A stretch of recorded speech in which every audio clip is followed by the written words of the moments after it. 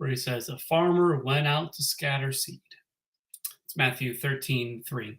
I'm not a farmer, but I can tell the difference between good soil and bad soil.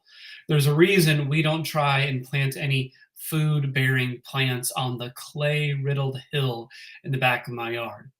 I might be able to get a tomato plant or two to stick, but it's going to take a lot of work, a lot of sweat, and maybe even a lot of blood. It's not worth the effort. At least that's what I told myself.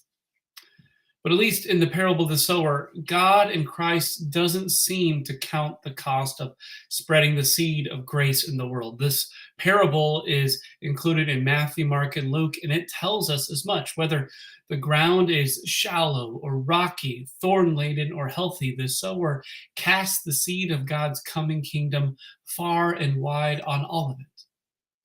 Now, lots of people want to focus on Jesus' interpretation of the parable and what kind of soil might one be. Sort of ask the questions of, is your faith shallow and easily picked off? Is it a fair weather kind of faith that will fall away as soon as some challenge comes your way? Is your faith easily distracted by things like money or anxiety? Or do you have a deep and well fertilized faith that bears fruit? The focus comes here, I think, because it gives us something to do.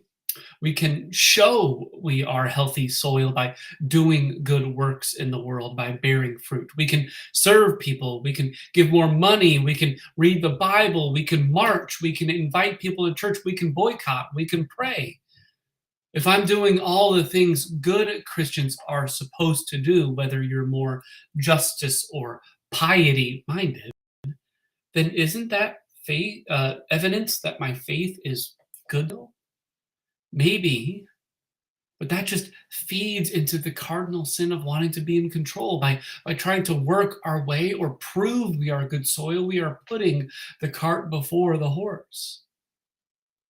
I tend to want to look at God's action in the story, in the parable, sharing whatever you want to call the seed, good news, the gospel, the word of the kingdom, or grace and mercy. God shares it like a parade walker with an unlimited candy supply, throwing it at excited kids. Because my faith waxes and wanes. Some days I'm rocky, and the frustrations with trying to live faithfully in a complex world aren't easily cast aside. On other days, I daydream about what I would spend the Powerball on. Of course, tithing 10%. It's safe to say those days where my faith is good as soil aren't as numerous as I want. Maybe you feel the same way. But that doesn't change God's disposition toward you and me. It doesn't change Christ's once and for all action toward you on the cross. It doesn't change the Holy Spirit interceding on our behalf when we don't know how to pray. It doesn't matter where you fall on the soil spectrum today, because God is always for you. And who knows? Maybe God's playing the long game and slowly turning you from a clay riddled hill into a deep loam. And if you don't know what that is, look it up. Because God always plays the long game with us. If you like what you heard, please like and share it with someone who you think needs to hear this good news. But if not, we hope to see you on Sunday. We worship at 10:30.